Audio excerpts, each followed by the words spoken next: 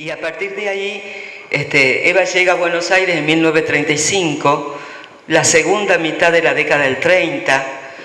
un país que está sufriendo transformaciones importantes. Esas transformaciones generalmente está vinculado a procesos de industrialización y de urbanización que son característicos en la Argentina de la época, el surgimiento de un sector obrero, que realmente es un sector que se está formando en ese momento,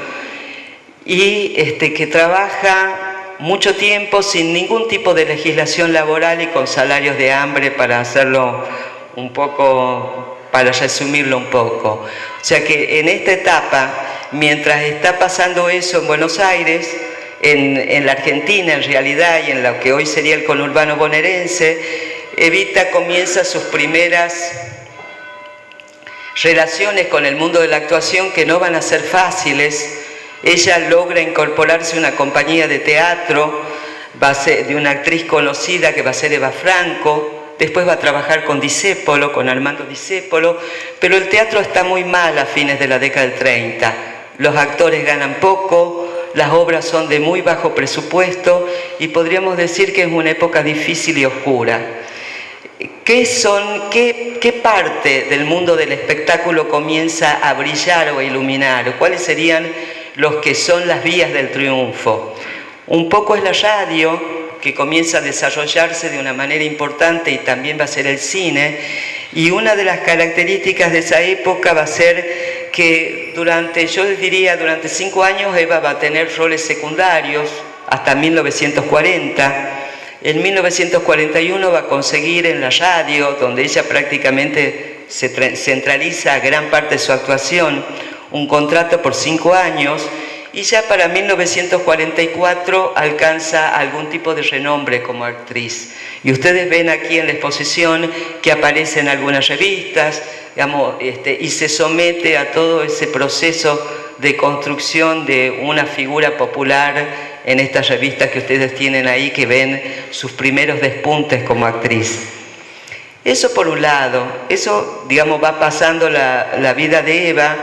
de una migración que en realidad no es tan distinta a la de miles de argentinos que migran hacia lugares de trabajo, hacia tratar de forjarse y cumplir sus sueños.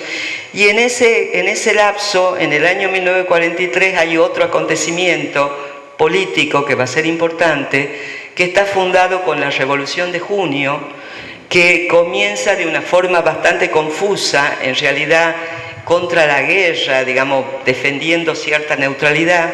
hasta que a partir de 1944 y de 1945, esa revolución, que empieza con un camino ambiguo, adquiere un sentido y cierta orientación, ya diríamos definitiva, con un personaje que va a comenzar a despuntar y va a ser importante, que como ustedes saben es el coronel Perón, que comienza a aplicar una política social realmente revolucionaria. Ya todos sabemos, vacaciones, sistema de previsión social, y sobre todo aparece con el Estatuto de Asociaciones Profesionales, lo que podríamos decir el sindicalismo como un factor de poder importante en la Argentina. Estas transformaciones son cruciales y eso se mueve en el ámbito, podríamos decir, del Estado, de la alta política, en el mundo militar, que en este momento se opone a adherirse a la Segunda Guerra Mundial. Bueno, ¿cómo dos figuras de ámbitos tan distintos, digamos las antípodas, en edades y en experiencias pueden juntarse? ¿Cómo se encuentran, digamos, estas dos figuras? Digamos, aquí la mayoría de los comentarios coinciden. El famoso encuentro en el Luna Park, que es un festival artístico que se hace en ese momento por el terremoto de San Juan, digamos, y a partir de ahí, digamos, a partir de ese vínculo, de ese encuentro, es un vínculo afectivo que tiende a consolidarse, porque se mudan a la calle Posadas, en un edificio donde van a alquilar 2 departamentos contiguos, y aquí en ese encuentro, digamos, para Evita se abre un mundo absolutamente distinto, que es en ese momento el mundo de la política. Porque una de las características de la relación con Perón, y eso también es claro, es que es un hombre distinto en muchos sentidos, lo que uno podría decir los cánones de la época, y más perteneciendo al mundo militar. No es un hombre que la aparta y que la tiene como una novia, como un amante, sino que una de las características de esa relación y de esta pareja, y esto ya lo vamos a ir viendo, que él la incluye a su mundo, que a diferencia de la mayoría de estas características que la separa o que la segrega, la incorpora, y es así como Evita participa de esas reuniones políticas que se están gestando entre el año 44 y 45, sobre todo con radicales, con políticos radicales, con gente de Forja, y aparece, digamos, y se abre una puerta a la cual ella realmente desconoce. En esos años, estamos hablando sobre todo del año 44 y comienzo 45, ella ya aparece muy decidida, participando en programas radiales donde habla abiertamente a favor de la Revolución de Junio, donde invita a los argentinos a sumarse. Hay un programa que se llama Hacia un Mundo Mejor, donde ella entra de lleno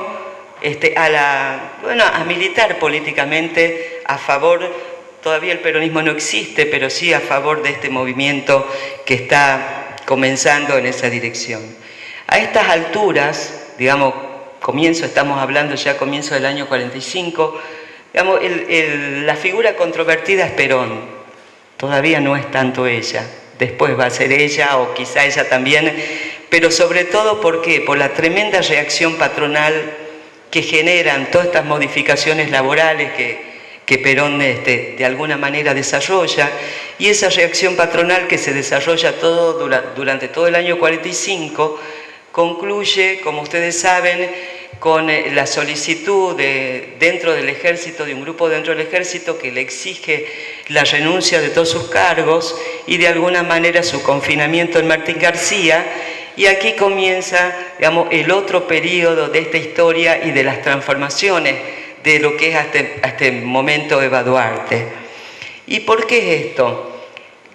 Porque de alguna manera ustedes saben cómo termina el desenlace de Martín García, una fecha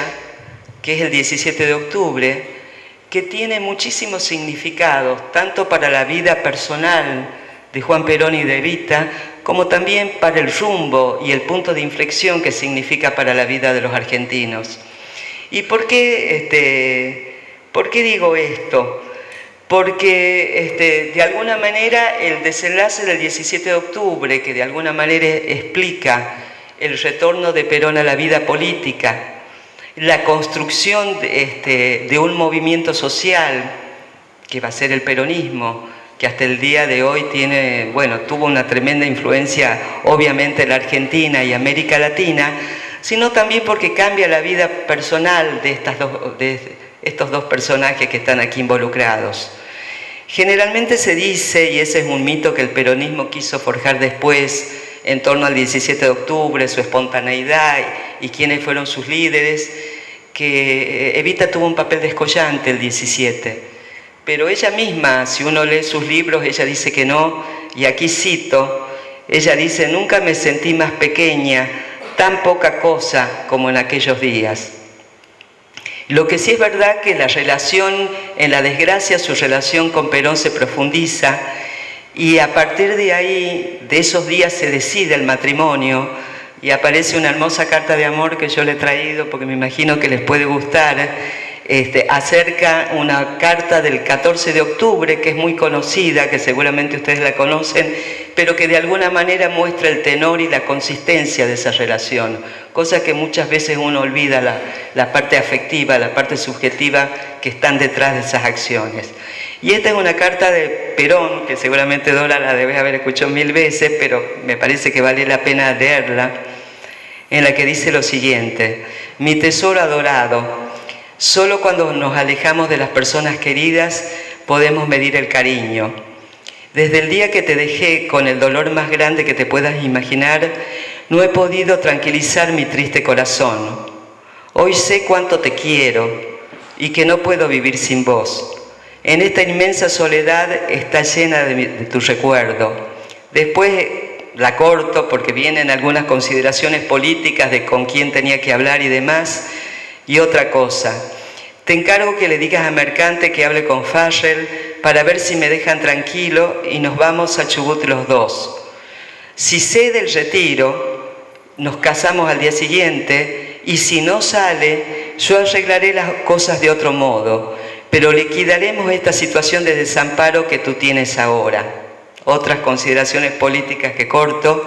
y termina así. Viejita de mi alma, tengo tus retratitos en mi pieza y los miro todo el día con lágrimas en los ojos. Cuídate mucho y no te preocupes por mí, pero quiéreme mucho hoy que lo necesito más que nunca. Mis últimas palabras de esta carta es para recomendarte calma y tranquilidad. Muchos besos, muchos a mi chinita querida Perón. Como se dan cuenta, digamos, esta carta que está forjada en la desgracia porque se escribe el 14, cuando él cree que su vida política se acaba, cambia el rumbo de la vida de los dos porque después del 17 de octubre, digamos, Evita ya no va a ser la amante de Perón, ya no va a ser esa persona que va a ser permanentemente denostada por advenediza, por ambiciosa, por una personalidad que está ahí de una vida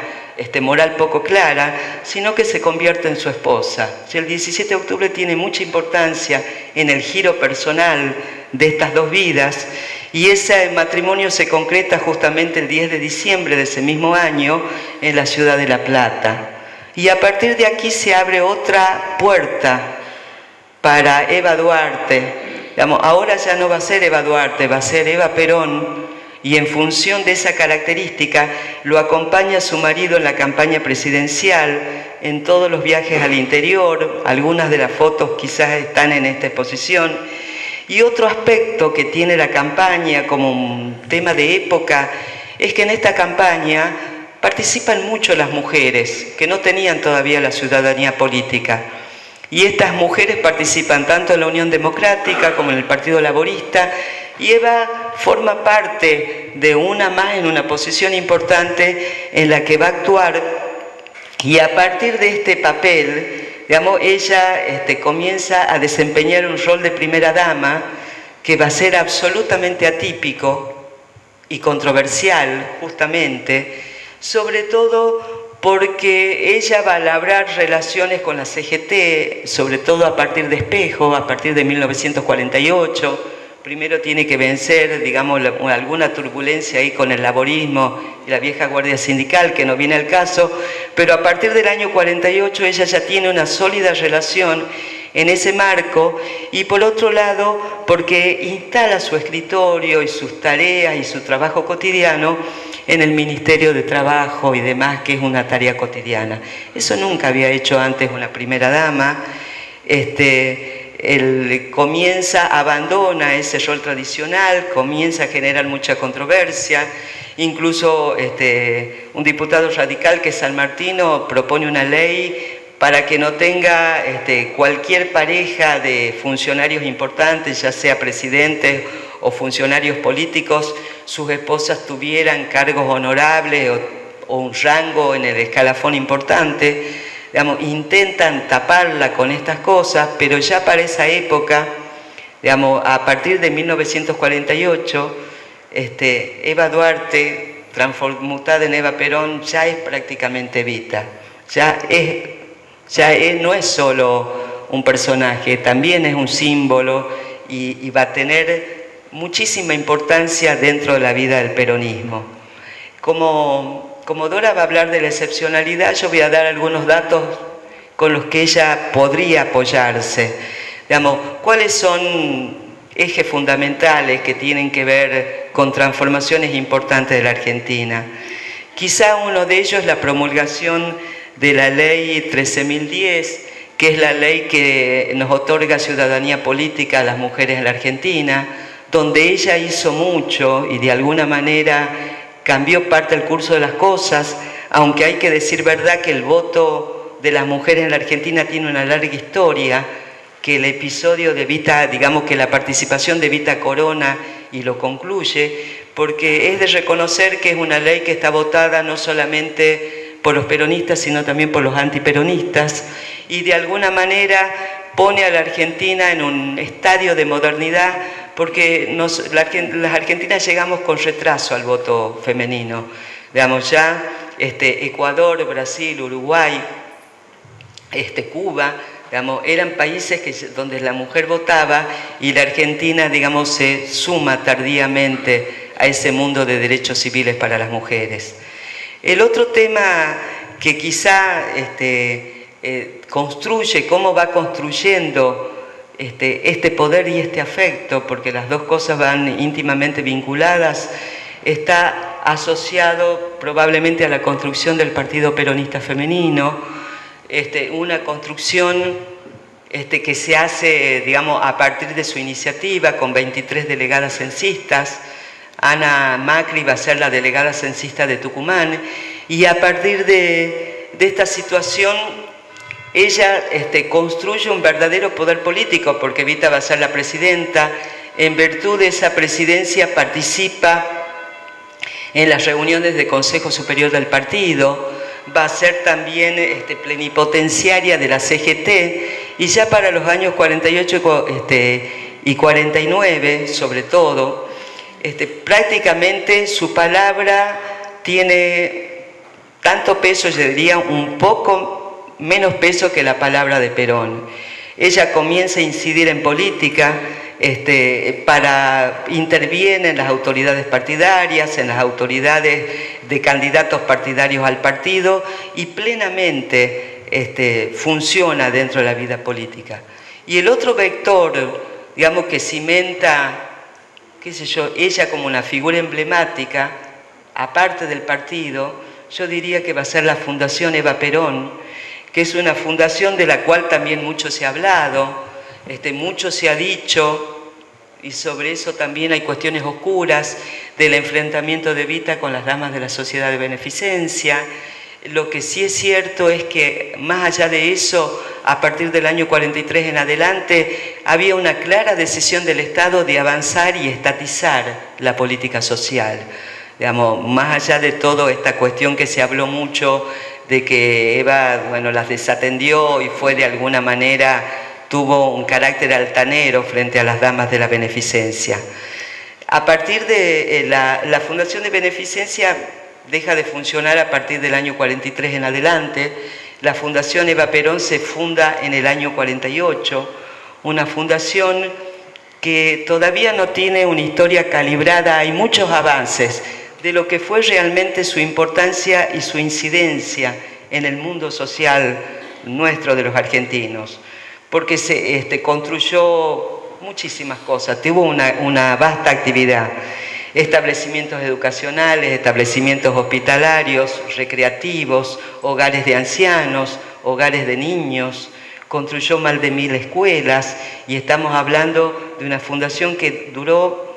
bastante poco tiempo, porque del 48 hasta la muerte de Evita en el año 52, o sea que tuvo una actuación absolutamente vertiginosa que dejó su huella en las distintas provincias argentinas. Nosotros tenemos aquí esos hogares escuelas que hizo la Fundación en su momento, y estas obras de alguna manera cimentaron, podríamos decir, el poder simbólico que Evita va a tener,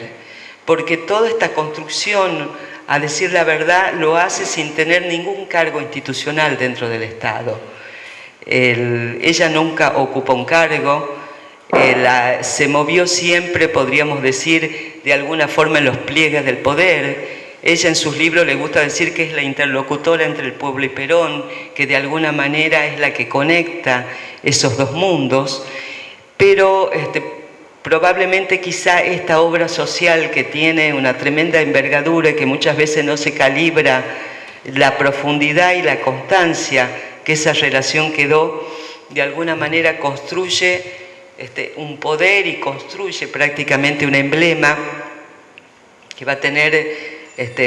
significados bastante disímiles que ahora nos va a contar.